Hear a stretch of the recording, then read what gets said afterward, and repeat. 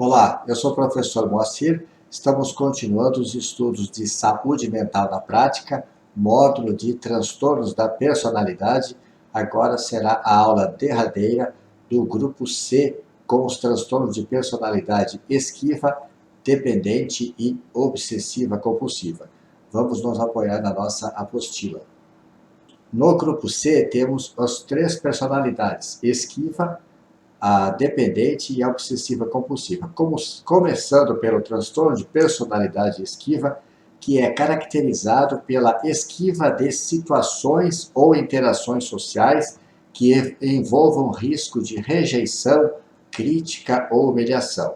Antes de se submeter ao encontro, a uma atividade onde ele vai partilhar com outras pessoas, o portador de personalidade esquiva, ele quer garantias de que ele não vai ser criticado, de que ele vai ser aprovado. Ele tem muito medo de passar uma humilhação devido à sua inépcia social. A prevalência da esquiva é cerca de 2,4% da população. Pacientes com transtorno de personalidade esquiva são muito relutantes em assumir riscos pessoais para várias atividades, e não somente para a exposição pública, como é no transtorno de ansiedade chamado fobia social. Podem preferir um estilo de vida limitado por causa de sua necessidade de segurança e certeza de que não serão humilhados em público. Para o diagnóstico da personalidade esquiva, tem que existir um padrão persistente de esquiva de contato social, sentirem-se inadequado e serem hipersensíveis às críticas e rejeição, caracterizado pela presença de 4 dos seguintes 7 sintomas. Esquiva para atividades relacionadas ao trabalho porque temem serem criticados ou rejeitados, ou que as pessoas vão desaprová-los. Falta de vontade de se envolverem com pessoas a menos que tenham certeza de que serão amados. Reserva em relacionamentos íntimos porque temem passar o ridículo ou humilhação. Para eles, convidar alguém para namorar, para sair, é um medo danado de tomar um carão. Preocupação em serem criticados ou rejeitados em situações sociais, por isso eles evitam. Inibição de novas situações sociais porque se sentem inadequados, uma visão do eu socialmente incompetente, desagradável e inferior aos outros, e eles têm uma relutância em assumir riscos pessoais ou participar de qualquer nova atividade porque eles podem ficar constrangidos. O diagnóstico diferencial de personalidade esquiva certamente tem que se contrapor com o de fobia social, que eles têm uma diferenciação, muitas vezes estão juntos, muitas vezes estão associados. Na fobia social, o portador, ele deseja a relação social, mas ele tem medo de interação com o público, é mais restrito ao público. A personalidade esquiva é bem mais abrangente. Outras situações também que não em público, só contato pessoa a pessoa, ele também já recusa porque ele teme a reprovação dessa pessoa. E a personalidade esquizoide também existe um certo isolamento social, mas o esquivo ele deseja contato social, ele tem medo da reprovação, enquanto que o esquizoide ele não deseja interação social e ele não se importa nem um pouco com a reprovação, ele é indiferente se ele vai ser bem aceito ou reprovado nesse contato social que tem. E o tratamento da personalidade esquiva é através de terapia e, como ele tem muita ansiedade diante das interações, o uso de ansiolíticos e de antidepressivos pode trazer benefícios para reduzir a ansiedade. Vamos a um caso clínico de personalidade esquiva para ilustrar o nosso estudo. Uma jovem de 21 anos procura o Centro de Aconselhamento aos Alunos com queixas de estar deprimida e ansiosa. Afirma que há 2 semanas, durante uma aula, foi chamada pela professora e deu uma resposta errada. Diz que se sentiu humilhada e não voltou mais à sala de aula desde então. Tem 2 semanas que ela não vai na sala de aula, então aí está configurado um prejuízo funcional. Descreve uma história intensa de timidez ao longo da vida. Então, não é um quadro fóbico, ansioso, que é mais limitado de tempo, é ao longo da vida, então temos que pensar na personalidade. Diz que gostaria de ter um namorado, mas que teme encontrar alguém e acabar levando um fora. Então, eles têm uma reserva para relacionamentos íntimos por medo de serem rejeitados. Descreve a si mesma como socialmente retardada, ou seja, socialmente inepta, e evita sair com qualquer pessoa que não conheça. Ela só sai com quem já a aprovou. Tem 2 amigas íntimas e janta com elas semanalmente, algo que gosta de fazer. Isso aqui está descrito para a gente não pensar que ela tenha uma personalidade esquizoide, que seria indiferente jantar ou não com as amigas. Como ela gosta da interação social, você não vai pensar, vai descartar a hipótese para transtorno de personalidade esquizoide. Nega ter problemas para dormir ou de apetite, embora reconheça que sente vergonha de sua inépcia social. Teme não conseguir se formar na faculdade devido aos seus problemas. Nós temos aqui, então, um transtorno de personalidade esquiva, que está bem denotado nesse comportamento que ela evita novos relacionamentos, ela está sem ir na aula porque ela sentiu-se humilhada ao dar uma resposta errada, e isso é amplamente, né? A fobia social seria só difícil para ela começar a ir na faculdade, depois que ela já conhece a turma não teria mais um problema. E seria mais curto, limitado de tempo. Como ela fala que ao longo da vida toda muito tímida, você tem que pensar na personalidade esquiva e considerar esse diagnóstico para paciente. Psicoterapia e antidepressivos e ansiolíticos para ajudar ela a enfrentar esse medo e essa ansiedade. Deixamos o próximo caso aqui para a gente ver o transtorno de personalidade dependente. Antes, vamos ver a teoria aqui.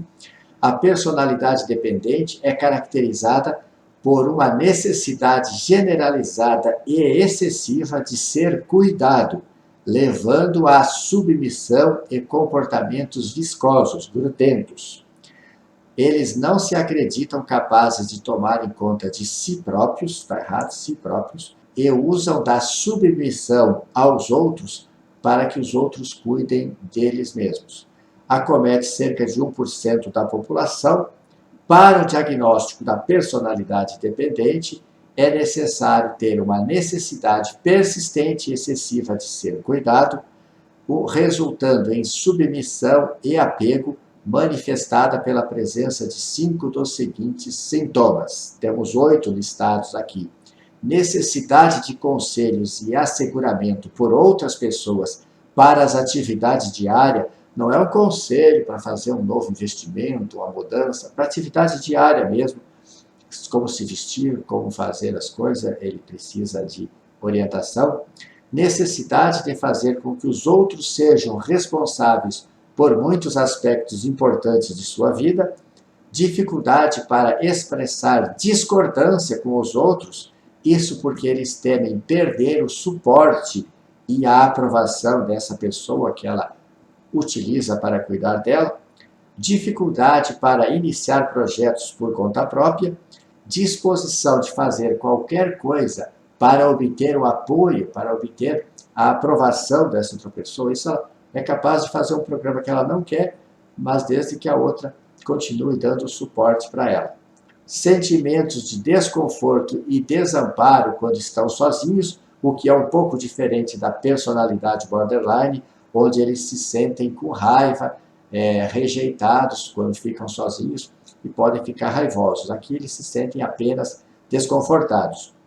Necessidade urgente de estabelecer um novo relacionamento quando perde um relacionamento íntimo. E uma preocupação irrealista com o medo de serem abandonados e terem de cuidar de si mesmos.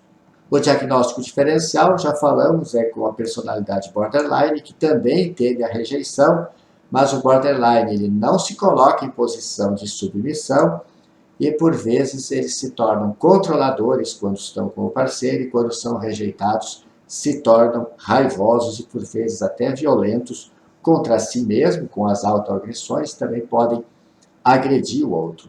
Diferencial com a personalidade esquiva também, porque para se colocar num relacionamento, o esquivo, ele precisa ter certeza de que será aprovado. Enquanto que os dependentes aqui desse transtorno, eles tendem a aceitar as críticas ou as reprovações do outro, desde que eles recebam o suporte. A personalidade histriônica, eles são menos inibidos, eles se colocam mais em contato social, e eles não buscam a submissão e não buscam o suporte, eles buscam apenas a atenção e não estão preocupados com a aprovação, enquanto que os dependentes eles buscam um asseguramento e um cuidado. O tratamento da personalidade dependente é com psicoterapia e possivelmente antidepressivos poderão ajudar a aliviar a ansiedade e esses medos, mas deve-se evitar os benzodiazepínicos devido ao potencial para a dependência dessa substância, e esses pacientes também tendem a adquirir dependência. Vamos para um caso clínico para ilustrar o transtorno de personalidade dependente. Um homem de 32 anos chega ao psiquiatra com a queixa principal de estar deprimido desde que rompeu com a namorada há 2 semanas. O paciente explica que, embora ame a ex-namorada, terminou o namoro porque sua mãe não a aprova e não permitirá o casamento. Diz que não consegue ir contra a mãe porque cuidou dele desde os primeiros anos de vida. Veja que é um homem de 32 anos, que tem trabalho, que tem renda, ele está colocando a mãe tomar a decisão de com quem ele namora e com quem ele casa. Afirma que jamais seria capaz de cuidar sozinho de si mesmo sem a mãe, e oscila entre sentir raiva e sentir que talvez ela saiba o melhor para ele. Ele se acredita inapto para tomar as decisões. Diz que sua capacidade pessoal de fazer julgamento é duvidosa. Morou toda a vida em casa, exceto durante um semestre que passou na universidade. Voltou para casa no final do semestre por não aguentar a saudade e não voltou mais. Não relata perda de apetite, de concentração ou de energia. O paciente afirma que seu desempenho profissional é adequado e que não tem problemas de relacionamento no trabalho. Está empregado em uma empresa de contabilidade há vários anos, mas continua com um cargo de nível iniciante. Diz que recusou promoções no passado porque sabe que não conseguiria supervisionar ninguém nem tomar decisões por outras pessoas. A personalidade dele exige que outros tomem decisão por ele, quiçá ele conseguirá tomar decisões no trabalho. Tem 2 amigos íntimos desde a infância. Então, tem amigos íntimos, a gente começa a afastar a ideia de personalidade esquizoide, com os quais conversa quase todos os dias por telefone e sem os quais se sente perdido. Ele revela uma dependência desses amigos para o aconselhar. Os resultados do seu exame de distúrbio mental são normais, exceto por revelar um humor deprimido, embora o afeto tenha variação completa. Está anotado aqui que o afeto tem uma variação completa para nos dizer que não há embotamento afetivo, para a gente não pensar numa esquizofrenia simples, esquizofrenia residual, com o sintoma de embotamento afetivo. Temos, então, um caso de transtorno de personalidade dependente, bastante característico. Um homem, 32 anos, com renda, coloca a responsabilidade na mãe dele para decidir com quem ele namora, se diz que não saberia viver sozinho sem a mãe dele, no trabalho rejeita a promoção porque ele não quer ter esse papel de tomar decisão por outras pessoas. O tratamento: psicoterapia e antidepressivos, e evitar benzodiazepínicos para evitar uma dependência, além da psíquica, uma dependência química para este paciente. Retornemos à apostila e vamos à derradeira personalidade anancástica ou obsessiva compulsiva, que é caracterizada por uma preocupação generalizada com organização, perfeccionismo, controle, que chegam a retardar ou interferir na conclusão de suas tarefas. Estima-se que cerca de 2 até 8% da população geral porta esse transtorno e é mais comum entre os homens. Esses pacientes podem ser fanáticos, exigentes, rígidos sobre as questões morais, éticas e de valores. Eles aplicam princípios rígidos morais a si mesmo e aos outros, e também são duramente autocríticos e muitas vezes críticos dos outros, dos colegas e dos governantes, por exemplo. Eles insistem no cumprimento exato das regras, eles exigem pontualidade e retidão. Para o diagnóstico da personalidade anancástica, é preciso existir um padrão persistente de preocupação com ordem, com perfeccionismo e controle de si mesmo e dos outros e das situações, caracterizado pela presença de 4 dos seguintes 8 sintomas aqui listados. Preocupação com detalhes, regras, horários, organização, listas, tem que estar tudo arrumado. Esforço para fazer algo de modo perfeito que interfere na conclusão da tarefa. Para ele não serve a máxima do feito é melhor do que o não feito. Ele tem que fazer perfeito, por isso eles costumam se atrasar nas conclusões de suas tarefas. Devoção excessiva ao trabalho e à produtividade, resultando em negligência das atividades de lazer ou atividades com amigos e família. Retidão excessiva, meticulosidade e inflexibilidade em relação a questões de valores éticos e morais. Falta de disposição para descartar objetos desgastados, inservíveis, até aqueles que não têm um valor sentimental. Relutância em delegar aos outros partes do seu trabalho, porque eles acreditam que não ficará bem feito.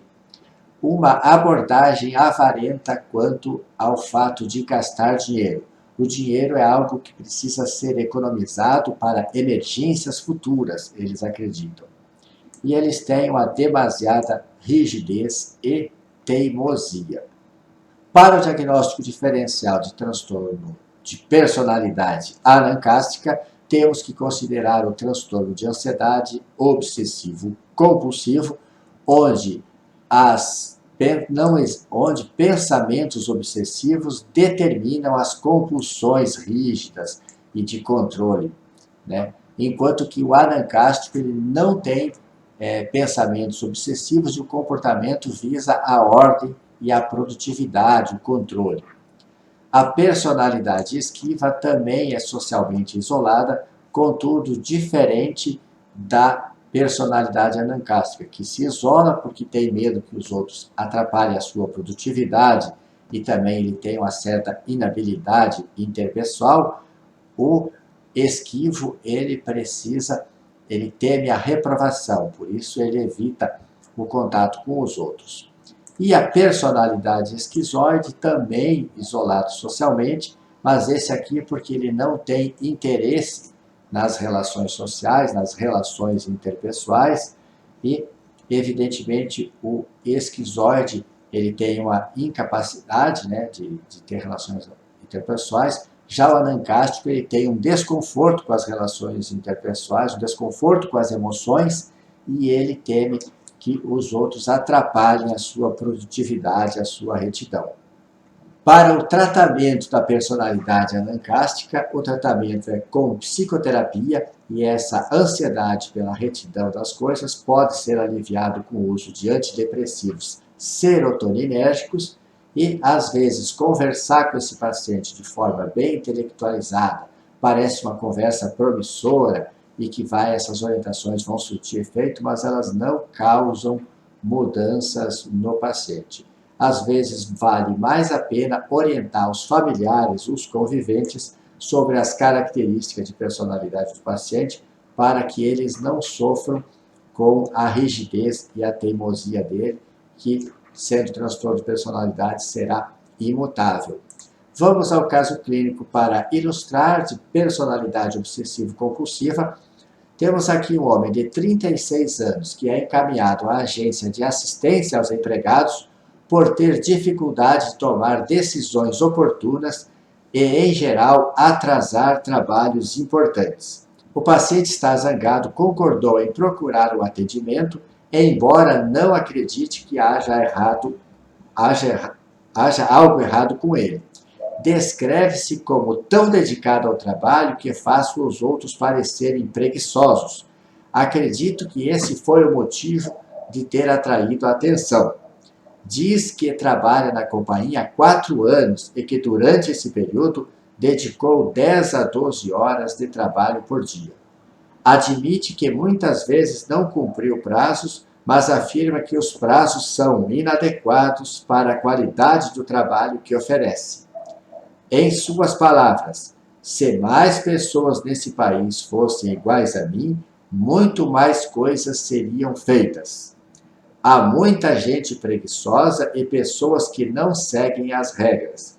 Salienta que seu escritório está sempre perfeitamente organizado e diz: eu sei para onde foi cada dólar que gastei, investido, então. No exame do estado mental, o paciente não revela qualquer anormalidade do seu humor, processos de pensamento ou conteúdo do pensamento. Sua aparência chama atenção pela rigidez e obstinação. Temos aqui um caso de transtorno de personalidade obsessivo-compulsiva, onde o paciente demonstra que tem uma necessidade de ser meticuloso, rígido em suas regras. Isso acabou atraindo a atenção dos colegas pelos seus frequentes atrasos e por sua obstinação, por sua rigidez, acaba incomodando os colegas de trabalho. Vamos voltar aqui na apostila para nós lembrar dos transtornos do F63 e F64, os quais não vamos abordar pormenorizadamente, só lembremos aqui dos transtornos dos hábitos e dos impulsos, F63, onde nós temos o jogo patológico, a cleptomania, tricotilomania e piromania.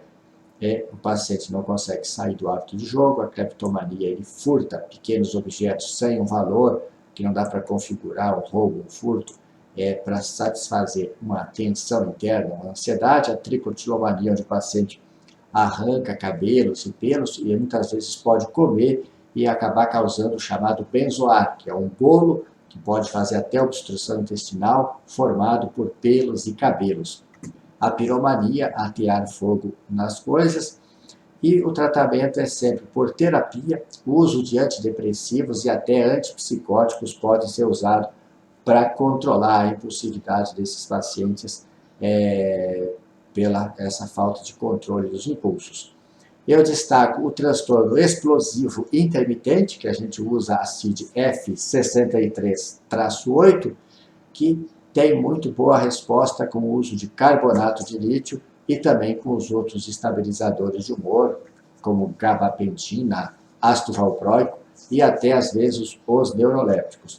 Esse transtorno explosivo intermitente a gente precisa considerar com aquela pessoa que é 99% do tempo adequada, cordial, mas às vezes por algum motivo, por um motivo pequeno, ele tem uma reação exacerbada, tem um dia de fúria por um motivo pequeno, depois dos fatos ocorridos, onde ele agride pessoas verbalmente ou fisicamente, ou até quebra objeto, tem violência contra objetos, ele revela que ele gostaria de ter se segurado, mas que na hora ele não conseguiu, e depois vem um arrependimento sincero. Então, esses pacientes podem ser beneficiados tanto com terapia quanto podem fazer uso do carbonato de lítio, e a resposta geralmente é muito boa. E o transtorno de disforia de gênero e transexualismo do F64 nós não estudaremos, porque esse é um curso básico, um curso introdutório à saúde mental, e esses pacientes geralmente precisam de suporte muito além da psiquiatria, que vai apenas fazer o diagnóstico de se existe mesmo a disforia de gênero, mas esses pacientes para tratamento vão precisar de equipes multidisciplinares em centros de referência, inclusive com terapias hormonais e, às vezes, terapias cirúrgicas. Dessa forma, nós transcorremos pela F6 e falamos dos transtornos de personalidade, que é o principal diagnóstico deste capítulo, e no próximo módulo vamos começar a falar sobre os transtornos da infância. Faremos um módulo sobre emergências psiquiátricas, como nós vamos conduzir os pacientes com risco de suicídio, em agitação psicomotora e também no quadro de abstinência alcoólica, que é um quadro grave e todo profissional de saúde precisa conduzir, porque os prontos-socorros sempre é que darão suporte a esses pacientes. Até breve e até o próximo módulo ou próxima aula.